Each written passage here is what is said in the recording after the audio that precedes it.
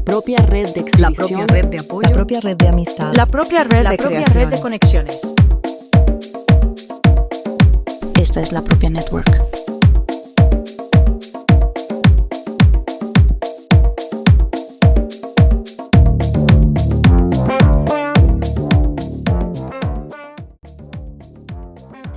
In a lucid dream, one experiences the conscious and unconscious interacting with one another, dancing with one another, breathing life into one another. Art making has offered a similar experience for me. Questions that had felt too large or unbearable to answer alone had been left for my ancestors to support me, guide me, and they have responded through flowering dreams. Here, I untangle and unpack matrilineal wounds that I have carried for myself and for the women before me. Karina Monroy is the first, and still the only, Latina visual artist I have come to know in the city where I currently live. Her work has always stayed with me for its honesty, its sensitivity, and the attention she gives to detail and process. In this conversation, we talk about her artistic path, her Chicana identity, dreams as a spiritual and creative practice, and her work around maternal lineage and healing. What began as a conversation about her exhibition slowly opened into deeper reflections on art as ritual, memory, and a way of breaking inherited patterns. For me, this episode is also a way of honoring her work and presence. Karina's practice continue to inspire me, and I'm grateful to share this conversation as part of La Propia Network.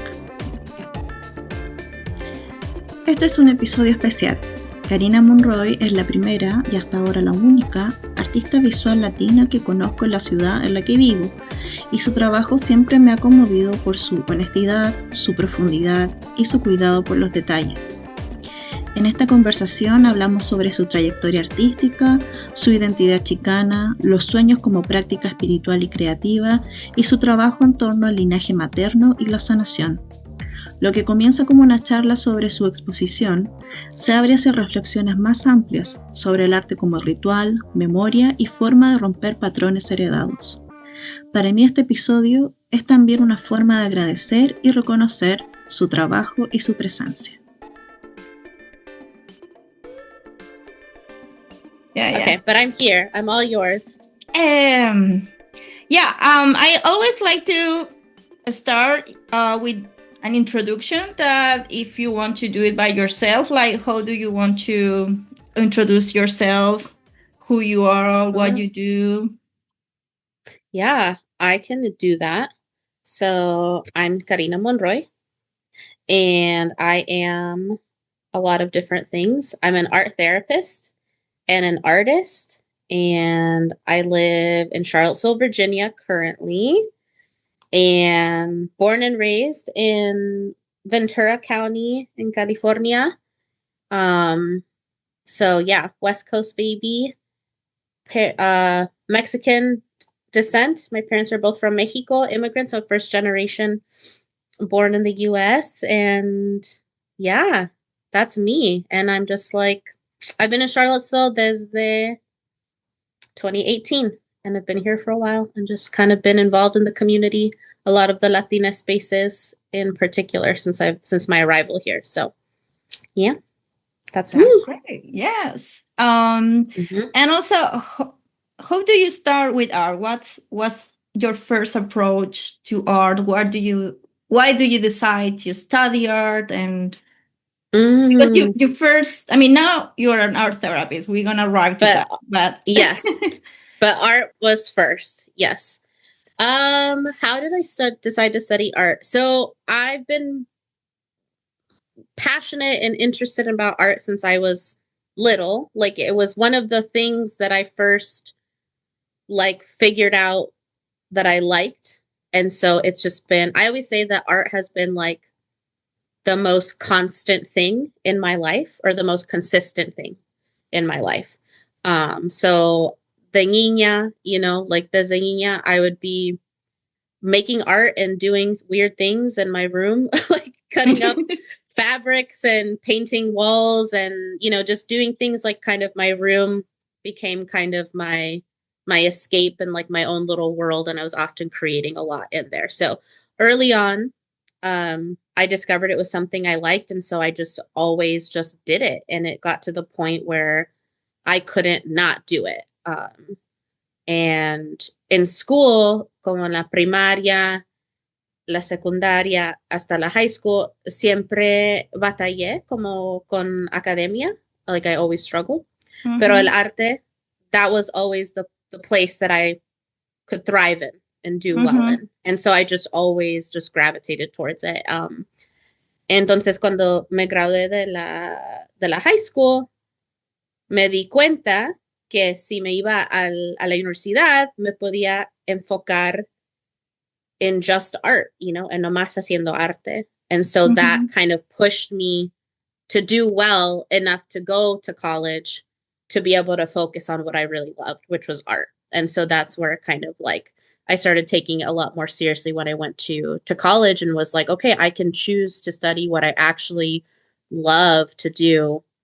And that just kind of, took me down that path. So I've always been making, and I can never not make, because it just feels good. And in your family, there's another artistic people over there, or it's only you?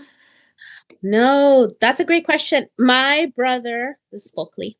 My brother, my older brother and my sister are both very creative. My brother in particular studied graphic design.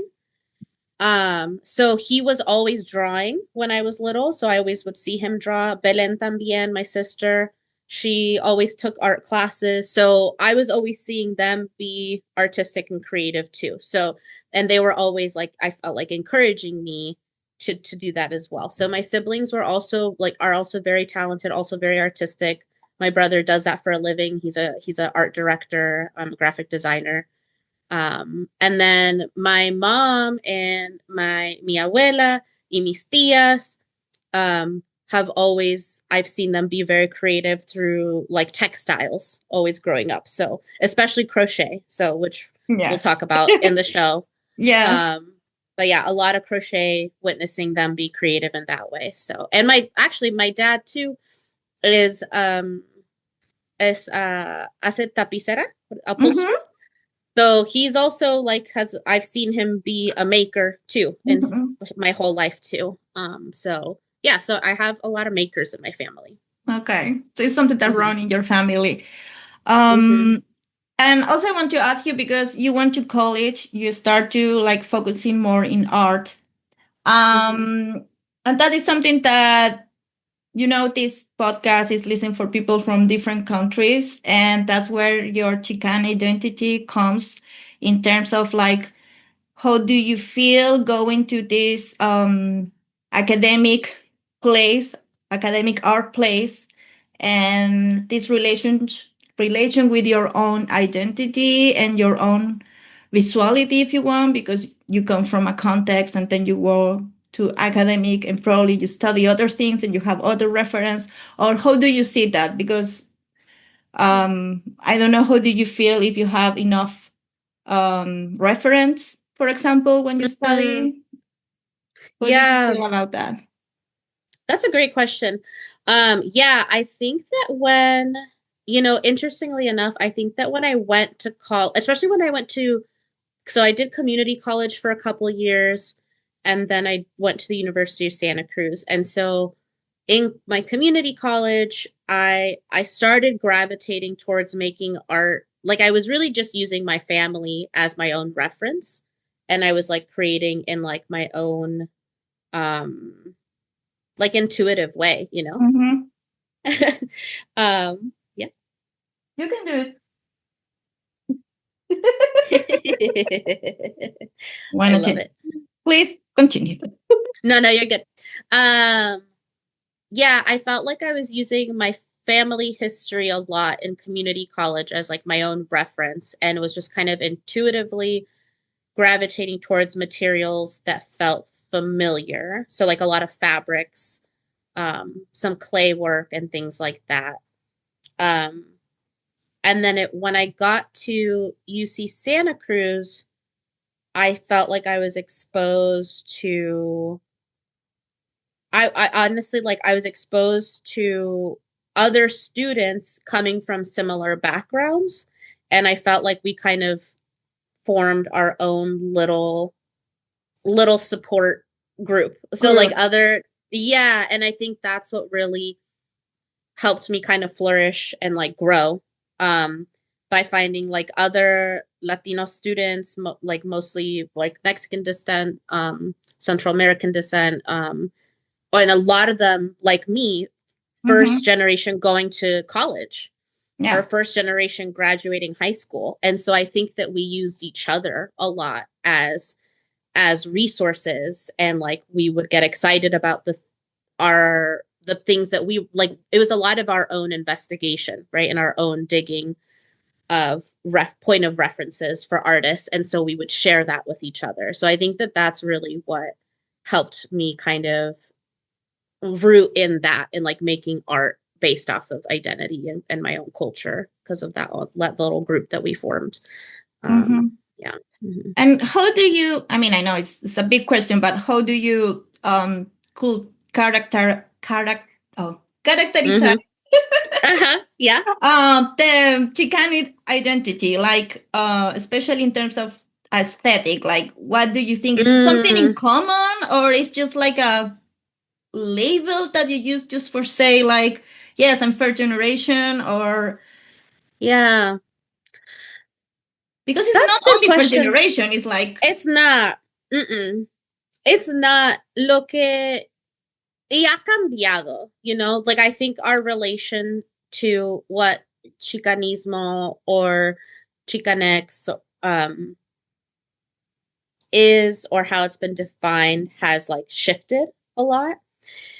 Cuando yo primero escuché esa palabra en la universidad, no lo había escuchado. Because I grew up like in a predominantly white suburban town where mhm, we were like not a lot of Latinos, when I was growing up. And it was a very conservative town. There was not like a lot of embracing of our culture. Like it was. And we were like, it was like very rigid. Eran como los Latinos. Si eres Latino, you were like a chola or a cholo, or mhm. you were like white. And like that was it, like there was no in between. Um, and so I first heard the word like Chicano or Chicana cuando llegué a la universidad. Y alguien like when I was like learning about it, it was described to me as like someone who is of Latino descent, Mexican descent, born in the US. And this kind of embracing of the ni de aquí ni de allá, like this kind of embracing of that. And so when I heard that, I was like, oh, like that's the first time I've heard something that I feel I identify with. And so I kind of like held on to that. And then as I started learning about just like the Chicano movement more like in Southern California in like the 60s and all that, like that also just enriched like kind of the history of our people in the US. So, and I think it's changed and adapted over time. I still hold on to Chicana or Chicanx because it still feels suitable to me. Like it feels like it embraces all the layers and the nuances of that identity, and you get to like really define what it means to you. So it feels more true than saying like, yeah, soy mexicana, pero pues no nací en México y tengo que reconocer eso. So like by saying Chicana, it feels like it's more true to like who I am and my experiences. Yeah, it's I mean, for me it's a very complex identity, and I see it Mm-hmm. like now, for example, my kids, they're gonna probably grow up here, and it's Yep. like how they gonna, I don't know, it's like a mystery. It's like how they gonna develop being, as you say, like one from one part and also not from that part, and also they are not Mm-hmm. completely from here. seeing different. So yeah, it's a complex identity with many layers. About your work, you say that you start with the textiles very early. And in general, I mean, I have seen a lot of draws too that you have done, like a graphic, a very beautiful graphic work of that you have developed all these years. In some point, do you think that textile came like very natural to you, or it was something also very conscious to bring back as, how do you say, as a Chicana and also woman? Or do you feel connection? I think it came very naturally to me. And then like, I mean, like I'm even thinking about when I was little, like I would cut up clothes like in my room and just like make stuff. And so, and I always loved hand sewing and even crochet when I was when I was little. And I think it came very natural to me. And then it's like kind of like when these things are kind of coming at the same time. So it's like these materials and these art forms came like intuitively, and then I was like learning about just like the history of these materials and the history of their implications, especially for like women and Latina women and domestic roles and all these things at the same time. And so then at some point it became like a very conscious decision, because I was like, I was like, oh, I'm already doing that. And then being able to like learn about women who were consciously doing it and like doing these things with like very purposeful intention, I was like, yeah, like I need to embrace that and give it more intentionality, more purpose. And so I think it kind of like happened simultaneously, as I started bringing textiles into the work. And do you have any reference, like artistic reference? Someone has inspired you? Oh man, there's so many. Wow. I'm always stumped at this question because it's hard. I don't know. I mean, I think lately, I think beyond like an entity of inspiration, like one person, I feel like just the spirit of like women of Latin America are constantly inspiring me. Like I think of like Los Zapatistas are like a constant inspiration for me visually, and how they're using textile and embroidery as like political messages. Like that is always something that like I feel like they're like on my like creative altar always.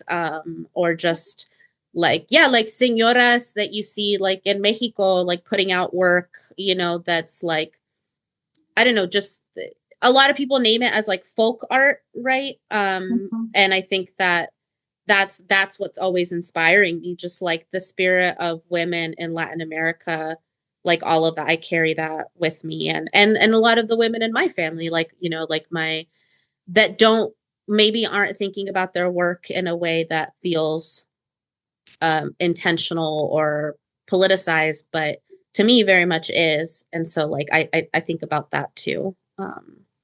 Yeah. I just jump up. I was thinking one thing and then I jumped to another, but to another thing. I'm trying to keep an order about that, but it's just like, I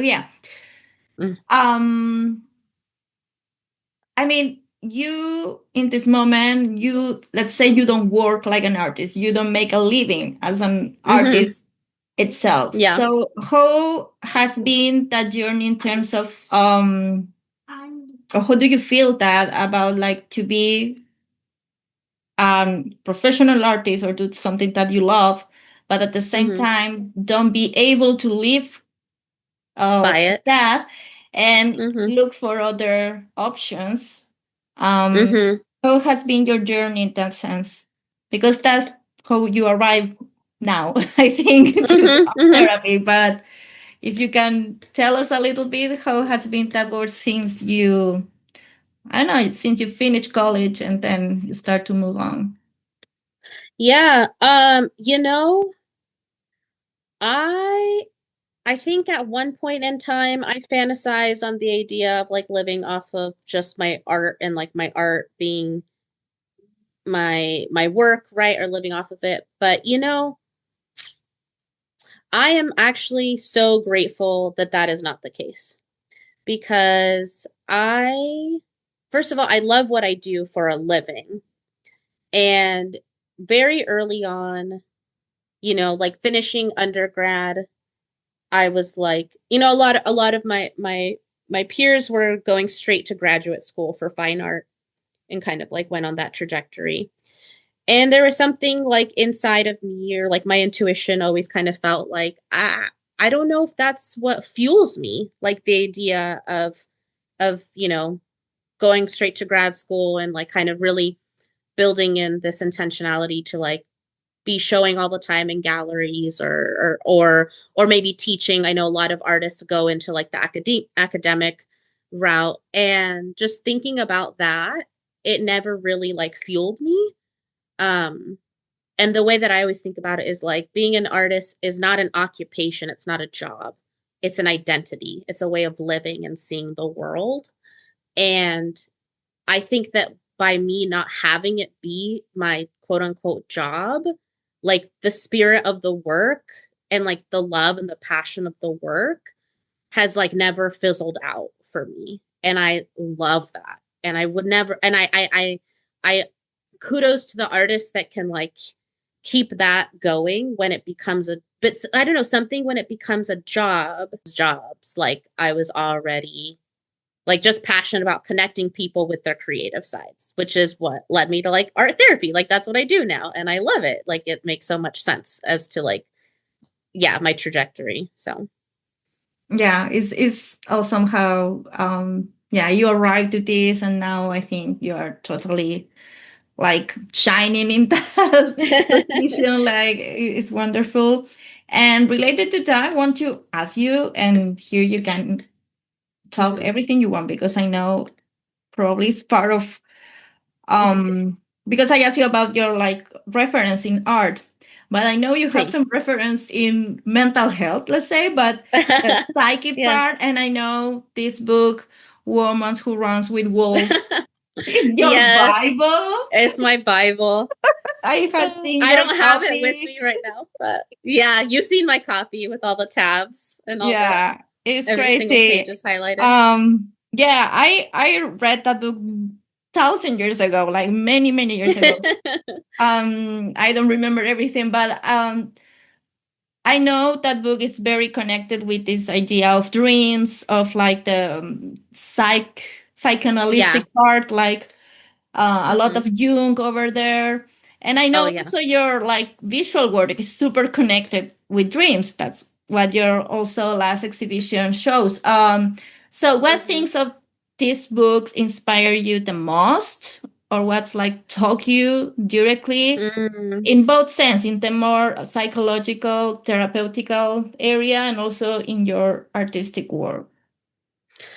Yeah. Ooh, that's a great question. Yeah, that book like really changed my life in so many ways. And I feel like I read it in the exact moment I needed to read it. It took me forever to read it because first of all, I'm really slow at reading.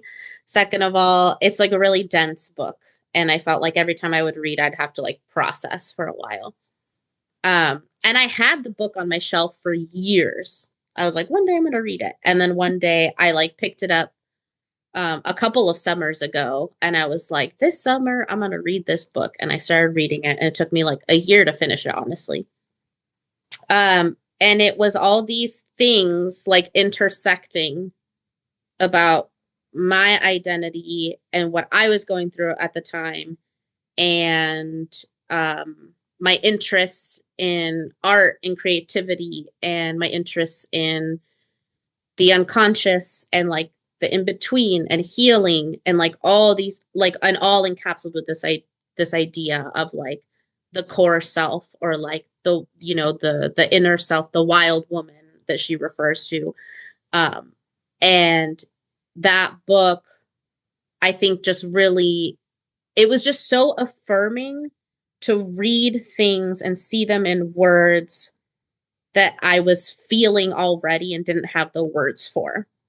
And I think that oftentimes in therapy, right, in therapeutic spaces, that's oftentimes what we're helping facilitate, like supporting people to affirm what they're feeling and like the confusion, and helping apply language, whether that be visual language or like, you know, spoken language, to connect with the self and have that clarity. Cause that's oftentimes like what the goal is. Like so much, can I curse on here or no? Yes. Yeah. So much like shit, you know, and like trauma is like happening to the point where we become so disconnected with the core self that we don't even know how to get to her, you know, in this instance. And I think so much in the therapeutic space, we're facilitating, like weaving through all of that to be able to connect with the core self. Because, you know, Clarissa Pincola Estes, she says like the true self cannot be destroyed. It can be like wounded, it can be hurt, it can be damaged, but it can't actually be destroyed. And I think that's kind of like my anchor when I'm working with people. It's like, we think that we are in shambles and like broken and unrecoverable, but it's like actually that true self, that core, it cannot be destroyed. And it's just about like finding our way back to it. And I speak of that from my own experience, from like a point in time where I thought that I was like, that my world was literally falling apart. And then having that book in conjunction with recording my dreams and journaling and visually recording things, all of that combined together, like helped me find my core self again, and like see her, and like realize that I had been not seeing her for a very long time. And so, yeah, all of that, I think, just like came into, like, everything just came up and intersected at like the perfect kind of, I don't know, I think of it as like alchemical moment where it like all bubbled up together, really, at the most ideal time in my life, and one of the hardest times in my life. But yeah, it's great, that connection when things happen when they need to happen. And also I think maybe one of the things that, I mean, I see in your practice, but also I see in the other Latino therapist practice, is like, I think is this side of spirituality that we bring. You know, we always say we are the brujas in. Yes, our coven. And I think also you bring that in your work, but through this unconscious mind, like this, what are you just saying? It's not an spirituality linked with a religion or even like a God or idea of God. It's more like linked with this inner connection with yourself, with your true self. I don't know if you think the same, that is something maybe common in this Latino spirit that we hold here.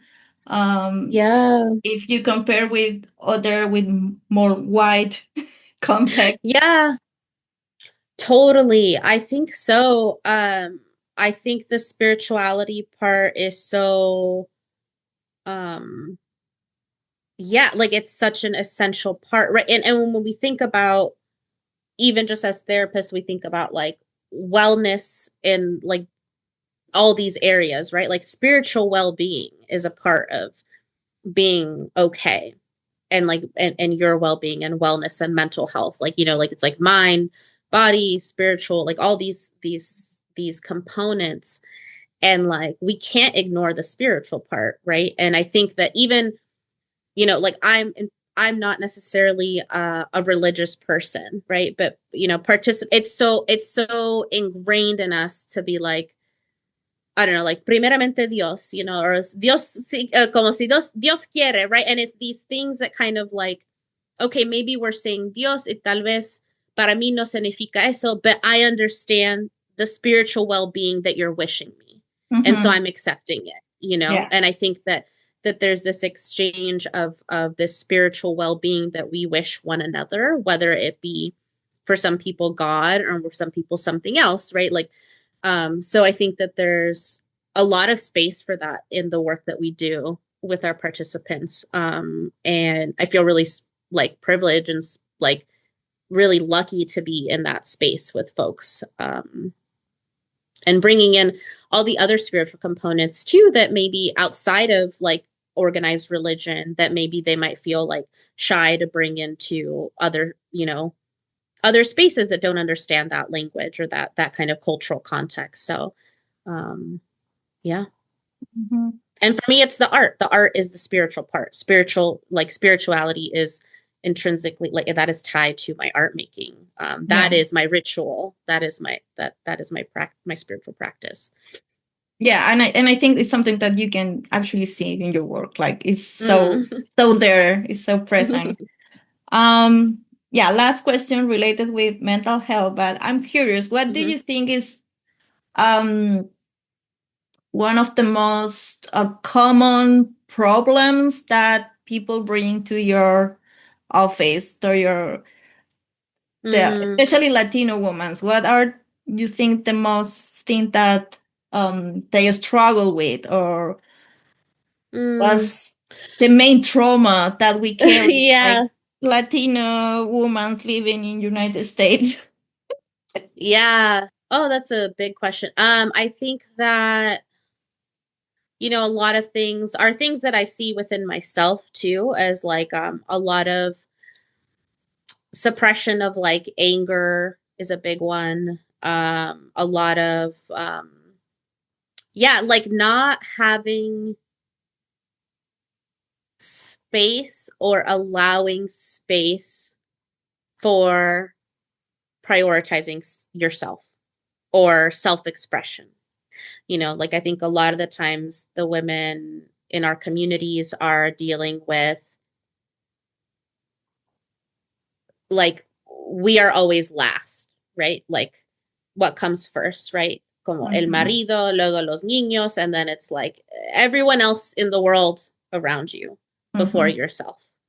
And I think that a lot of the times that's the interesting part in art therapy, is that a lot of times I'm working with women who have not picked up anything creative since they were maybe kids. They're like, I haven't held a crayon since I was a kid, right? Or so even that, like, I think there's like a lot of reparenting that happens in the therapeutic space, and connecting with that like inner niñita. And like at one point was that inner niña told that you have to grow up and you have to be, taking care of everyone else except for you. Like I often talk about how as a little girl, I was praised for being madura, right? Like, como tus niños son bien maduros, bien como so much older than they actually, like they're so, and it's like, okay, but how much of that came from not having the space or permission to be a child, right? Like, and so that's a lot of times like the themes that I see in our community, like no space to play, to explore, to self-express, and all of that comes down to, results and feeling like you're not worthy of those things, and that you're not worthy of attention to yourself. So it's working through a lot of those things. Yeah. What you say about la niña que uno tiene, y es como, es cierto, es como que mucho del proceso que uno vive tiene que ver con reencontrarse con esa niña. Sí. Como volver a apapacharla, volver como exactamente a nutrirla. Escucharla y simplemente reconociéndola, ¿verdad? Porque tantas de nosotras no tuvimos esa oportunidad de estar como reconocidas, escuchadas, dar el permiso de ser nosotras, ¿verdad? Sí. Bueno, es tan bonito ese trabajo que haces. Yeah, so happy that you can do it now for the community. Yeah, I love it. Yes. And now we're going to speak about your exhibition. Sueños Florecientes, or Flowering Dreams. That is now in exhibition in New City Arts in Charlottesville. Is until February 14th, you said? 18th. 18th. Okay. That's good. But I know this is a process that took you like a long time. It's not something that happened soon. So I think when I arrived to Charlottesville, you had an exhibition. I remember in the bridge, like your nightmare. Yeah. Or in the old... Yes, the old bridge, the OG bridge. Yes, that was 2022. So I think this is since then. Maybe you have. Yeah, that was the last time I had a solo exhibition. So it's been quite some time. Yeah. So tell us a little bit about how this exhibition comes. What is the, I don't know, the inspiration? What are the main themes that we can find over there? Yeah. Yes, this exhibition has been in the works for quite some time because I was selected for it like very late 2024 or something. So it's been for a while. I was also in the process of like finishing up grad school right before like really focusing time on this exhibition. And the inspiration came from, I guess, like the spark or the initial idea came from learning about this concept of flowering dreams, or temishot is how it's called in Nahuatl. And it's this idea in Mexico, and I'm going to give a very brief overview. There are people that have studied this and like are experts in this for years, right? And have been, but the idea is when I came across these readings from one of my favorite books, it's called Latinx Healing Practices. It's like Voices from the Ancestors, Latinx Healing Practices. And it's a bunch of different healers, therapists, like all these different cultural practitioners that wrote a bunch of different articles and about different practices within the Latino culture that support healing. And someone wrote about, in one of those chapters, I was reading about this idea of the flowering dream, or what a lot of people refer to as lucid dreaming. So this idea that when you are conscious in your dream and you are aware that you are dreaming, and learning about how, in Mexico, there's a practice of cultivating the ability to lucid dream, the ability to listen to your dreams as medicine, and to find messages and bringing messages and symbolism out of your dreams to guide you in your life and bring you healing. And in particular, there's this concept of these like different energies. So this idea that like your conscious mind, tonal energy is in your mind, and then you have your nahual energy that's like in the belly. And the idea is that when we go to sleep, these energies like shift places. But when we're in a flowering dream or a lucid dream, what happens is the energies don't switch. The tonal stays with the nahual, and they interact with one another. So it's like your conscious and your unconscious are interacting. And when I read this, I was like, well, that's what happens when I make art. But it's like the reverse. It's like I'm awake, and the nahual is in like this unconscious is interacting with the conscious. So like, to me, I was like, that is also happening when I'm creating. It's the conscious and unconscious interacting with one another. And then I find meaning as I go and find messages as I go. So I brought that was like the initial concept.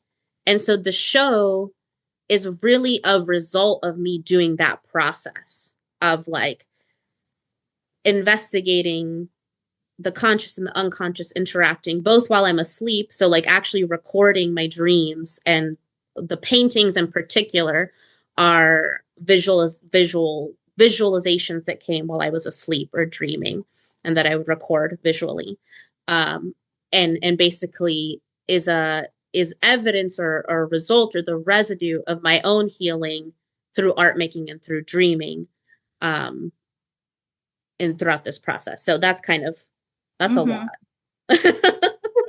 Yes, it's a lot. I think I had heard a little bit. You know, I follow this he's a kind of a spiritual guy from Mexico, and he speaks a bit about, because es un chamán, entonces I think en el chamanismo usan estos términos del nahual, el tonal, y también habla de los sueños lúcidos y como de la práctica de los sueños lúcidos, que es una práctica, porque igual es como tiene sus técnicas para poder llegar a eso. Oh, yeah. Los chamanes se mueven en ese mundo, se comunican, hablan con otras personas en esos sueños. It is incredible. Vivos, muertos, con todo. Es como viven en otro plano. Así que sí, pero no sabía que estaba conectado con... No había escuchado el concepto como sueños florecientes. Flowering dream. Yeah, that makes... Or blooming. Yeah. The Mishot, I think, is the Nahuatl term, and I think like directly translated, it's like blooming dream or flowering dream. Yeah, that's great. Yeah. Actually, when we went to the opening, I remember was like, oh, Karina told me about this dream. Like, yes, drawings. Like, the birth painting. Yeah. No, los ciervos, los deers. Yeah. That was very specific. I was like, I remember there. Well, also there is this connection with your mom and your grandma. Yes.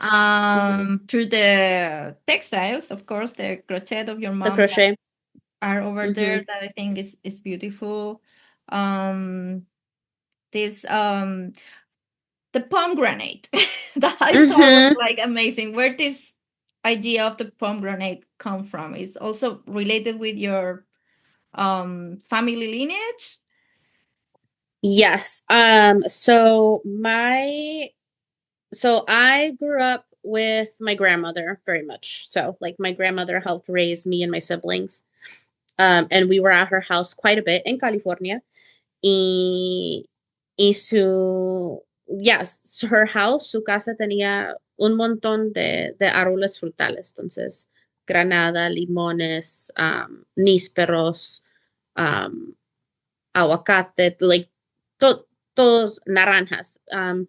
Y the pomegranate has for a long time been showing up in my work and has been something that just always reminds me of her and her home. And in particular, I have memories of like doing that as like an activity at her house, like getting together and like pulling the pomegranate apart and like, carefully uno por uno sacándolo hasta que tengamos como a big bowl just lleno de granadas. Y it's been showing up in my work for a very long time. And I knew that I wanted to integrate something about my grandmother, my mother, like, my lineage within this body of work, because that their lives have very much been, and reflecting their lives has been very much a process for me and my healing. And the last time I was visiting in California, el granado tenía como a bunch of granadas, pero que estaban todas comidas por dentro, como que los pájaros se los comió de dentro. Entonces, nomás en los árboles estaba como simplemente la cáscara. Y me quedé como fascinada con eso, como just like this just beautiful image of just like the skin being floating there, but no fruit. And I just visually was like, oh, if I could like reconstruct the piece that's missing out of crochet, like what would that look like? And I was thinking about crochet a lot because my mom and my grandma crochet. And I've crocheted a lot in the past, but I do like the very chunky crochet, like the big, but they do like the tiny, tiny, super finito. And I've always been very resistant to it. And I was like, okay, I'm going to try to do like the little crochet. And I started just experimenting with the pomegranates that I brought home, like brought back to Charlottesville from my grandma's house. I literally like packed my suitcase with pomegranates. And I started experimenting with what it felt like to cut them open, sew through the skin, and crochet and try to reconstruct, and like, I don't know, seeing how these things interacted. So for me, the pomegranate became, or has become for a very long time, like a symbol of, and I think in other cultures, it's like a symbol of fertility. I think also in like some versions of the Bible, like the forbidden fruit wasn't an apple, it was a pomegranate. So there's something there in connection with like womanhood, motherhood, sin, and like a giving of self. Like I think about just like the way, even when I'm peeling the pomegranate, and like when the flesh is like not super fresh, but fresh enough where like it stretches open to like give all of its seed, and then it can like reconstruct back. And I think a lot about like the sacrificial nature of women and mothers that has like been imposed upon us, right? Like this giving and giving and giving. And then the crochet got woven into that, in this idea of learning patterns, like literally, right? Like when you are crocheting, you are learning patterns. And once you learn the pattern, I would find myself getting bored with it. So then I would break the pattern and just start doing weird things, like adding things where I don't, like very intuitively. But this connection came with like my lineage and women in my life, where it's like I had to understand the pattern first before I broke it. So that became like very much like a literal, like a metaphor, and like literally what I was doing with the art, but also in my life. Like I was going through something in my life where like I like literally going through a separation in my marriage, and this became like, that's the thing you're not supposed to do, right? Like I look at my mother and I look at my grandmother, and there's this like pattern, this repetition of pattern of like, pues te tienes que aguantar, ¿verdad? Like tienes que aguantar, aguantar. Exactamente. Y yo hice la cosa that you're not supposed to do. I broke the pattern.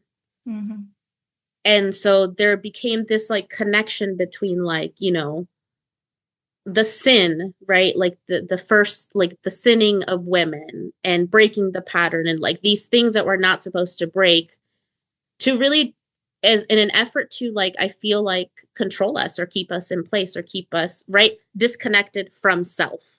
And that's the thing that I was like kind of, you know, playing with the pomegranates in particular, that they're symbols of home, symbols of womanhood, symbols of motherhood, symbols of like, and exploring and like mixing my story and my history and my experience with my mother's. So there's like in my grandmother, so they're like intertwined, but it's distinct, it's my own as well. So yeah, that's a lot. Yeah, no, I love it. I love it. Sorry, Anna. I'm just wondering, like, what did your mother say about that? Because she was over there when you did the performance and everything. Yeah. Did she tell you something like? She was very emotional during the performance. I think that she's so proud of me and loves me so much, and I think that there's been a relationship when it comes to like my art and who I am. My mom has gotten to a place where, like, I always make a joke where I'm just like, she's just like knows that I'm weird now and has just like accepted that. And I think that there's things that we don't agree on and we can talk about it, and that's beautiful. And there's things that we do agree on. And I think that there's things that my art has supported me in being able to have difficult conversations with her, because it's helped me understand her better too, because it's always been an investigation of myself, but it's never just myself, right? Like it's where I come from. So yes. Yes, I mean, I wonder because usually when you do this healing process in art, especially if you're doing this public way, this healing touch many people. I mean, it's like it's when you throw like a stone in a pond, you make this wave. This is something that touch many people. But also I know for these theories of like de constelaciones familiares y de esta terapia, ¿cómo se llama? Internal family systems. Internal family system and everything. That when you start to healing something of your lineage, in some ways, your mom, your grandma, and everything behind also feeling. I mean, also they are touched by this change. Absolutely. It's a way to heal the whole lineage through you. So that's why I'm wondering, like, is your mom like in that process maybe now, or wondering new things, or feeling different?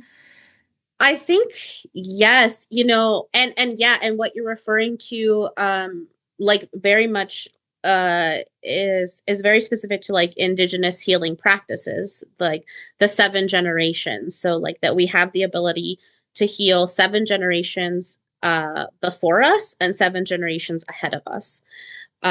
So very much connect with that. And I think yes, like there's this line actually, because like in the video that I did for the show, there's a line that I wrote that's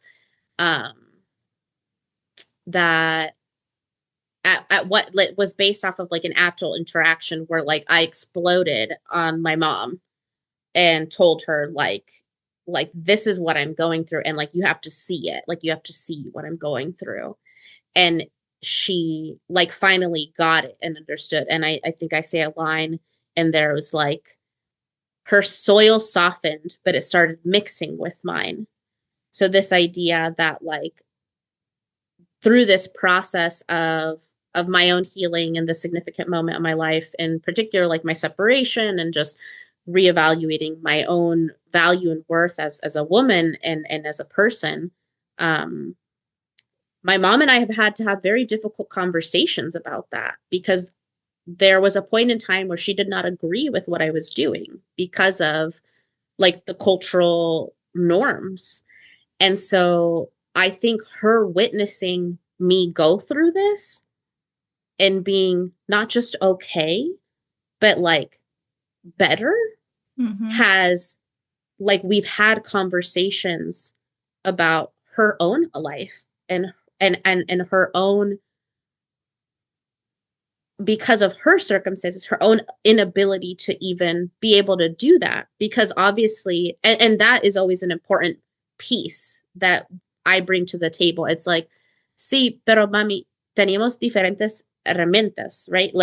Like, and I say that in the piece too. It's like some of us have, like, we have to dig through our things, and some of us have been given shovels, and other people just have their bare hands.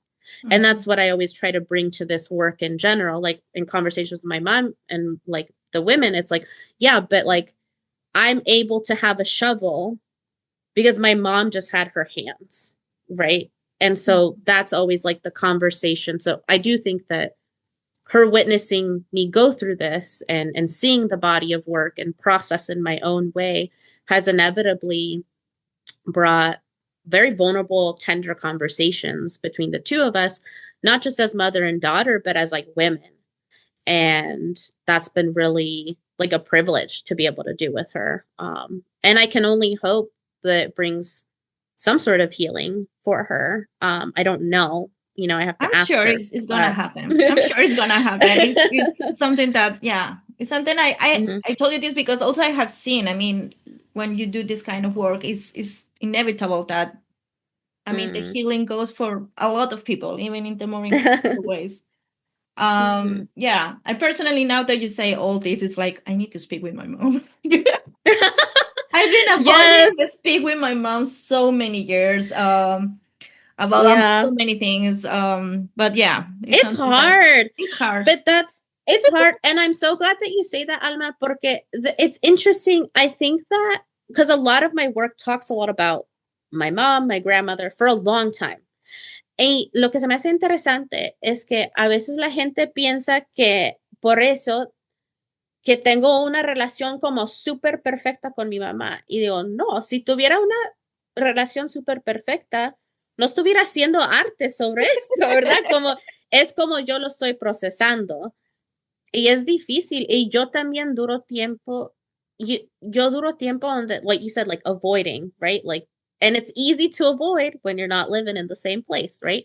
Mm-hmm. And what's really interesting is when I was making this work, there was like a point of time where I was like in an avoidant moment. Like I go through waves and I was like in an avoidant wave. And then I myself told myself, I was like, Karina, estás haciendo este trabajo sobre tu madre, tu abuela, and you don't even have the courage to call her and have like a conversation. And so what I started doing is I called her one day and I was crocheting in the studio and we were on the phone for like 3 hours.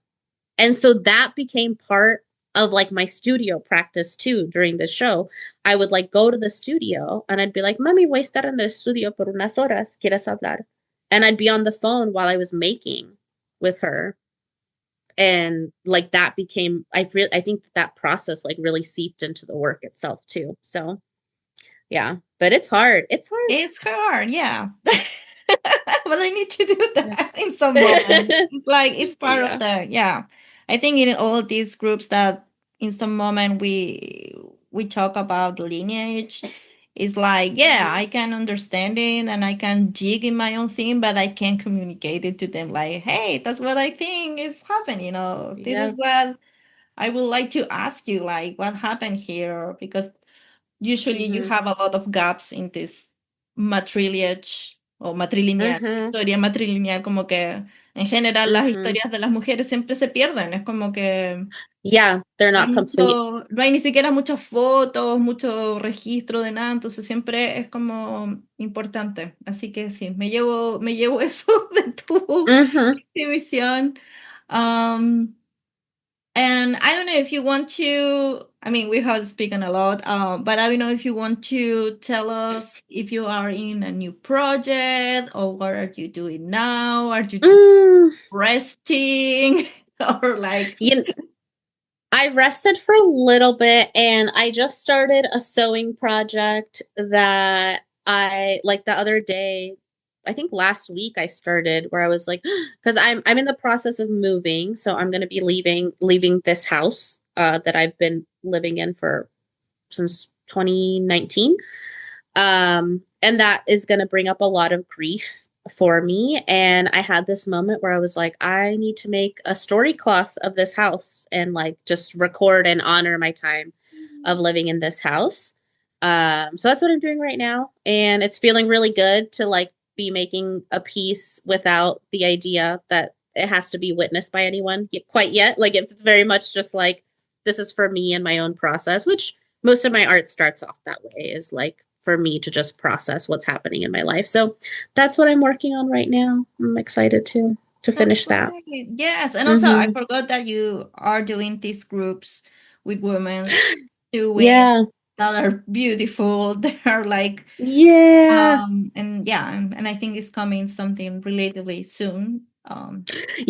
We had one, ¿cuándo fue?